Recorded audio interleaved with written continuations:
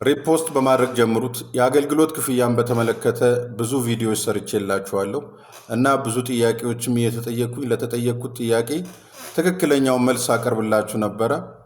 አሁን ደግሞ የተጠየቁት ጥያቄ አለ። ከ5 ዓመት በላይ አገልግዬ ነበረ።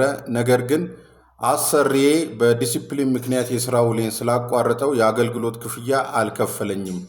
በአዋጁ መሰረት 5 ዓመት ያገለገለ የአገልግሎት ክፍያ ይከፈለው የለ እንዴ? በዚህ ጉዳይ ላይ የምትለይ ነገር ካለ የሚል ጥያቄ ቀርቦልኝ ነው። እንግዲህ የአገልግሎት ክፍያን ለማግኘት ግዴታ 5 ዓመት ብቻ ማገልገል አይደለም መስፈርቱ። ሌሎች ወደ 8 የሚሆኑ ሌሎች መስፈርቶችም አሉ። 5 ዓመት ሳታገለግሉ የአገልግሎት ክፍያ ማግኘት የምትችሉባቸው መስፈርቶች ማለት ነው። የእሱን ጥያቄ ወደ በኋላ መልሰዋለሁ። አንደኛው መስፈርት ምንድን ነው? ማንኛውም የሙከራ ጊዜውን የጨረሰና አግባብነት ባለው የጡረታ ሕግ መሰረት የጡረታ አበል ለመቀበል ብቁ ያልሆነ ማለትም ልክ ስራውን ሲለቅ ጡረታ ያልወጣና ከጡረታ ሚኒስቴር አበል ለመቀበል ጡረታ ያልወጣ ከሆነ እንግዲህ የአገልግሎት ክፍያውን ለመቀበል በሕግ ውስጥ በተዘረዘሩት ሁኔታዎች መሰረት መብት አለው ማለት ነው።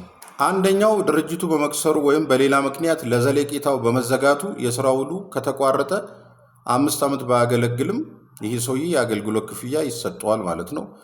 ሁለተኛ በሕግ ከተደነገገው ምክንያት ውጪ በአሰሪው አነሳሽነት የስራ ውሉ ሲቋረጥ አሰሪው ሕግን ሳይከተል የስራ ውሉን ካቋረጠበት 5 ዓመት ሳይሞላውም የአገልግሎት ክፍያ ማግኘት ይችላል።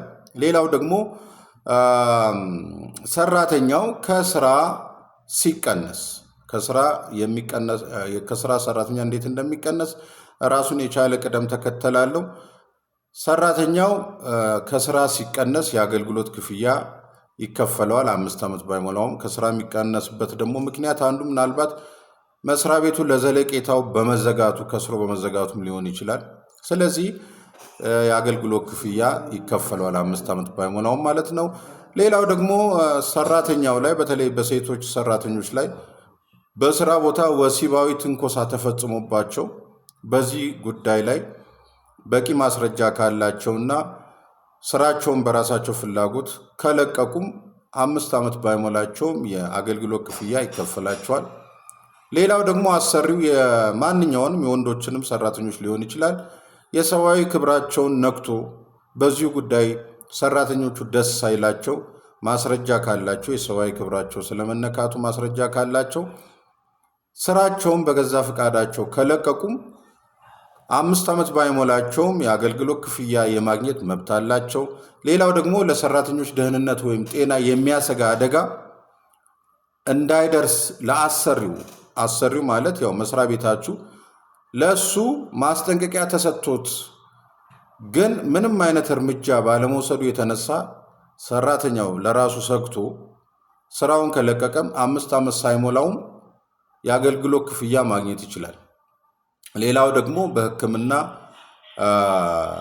ሙሉ ወይም ዘላቂ አካል ጉዳት ስለደረሰበት በሕክምና በቃ መስራት አያስችልህም የደረሰበት ጉዳት ተብሎ በሕክምና ማስረጃ ከተሰጠውም 5 ዓመት ሳይሞላውም የአገልግሎት ክፍያ ማግኘት ይችላል ማለት ነው።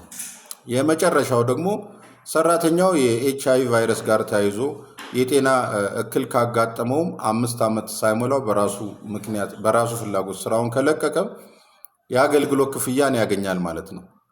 የመጨረሻውና የጥያቄ መልስ ለመለስ 5 ዓመት አገልግላችሁ በስራው ላይ ምንም አይነት ከስልጠና ጋር የተያያዘ ማለት ነው። ስልጠና ለምሳሌ 2 ዓመት 5 ዓመት አገለግላለሁ ብላችሁ ውል ተዋውላችሁ ዩኒቨርሲቲ ገብታችሁ ማስተርስ፣ ፒኤችዲ የመጀመሪያ ዲግሪ የተማራችሁ ውል የተዋዋላችሁ ማለት ነው ከተመረቃችሁ በኋላ ለማገልገል።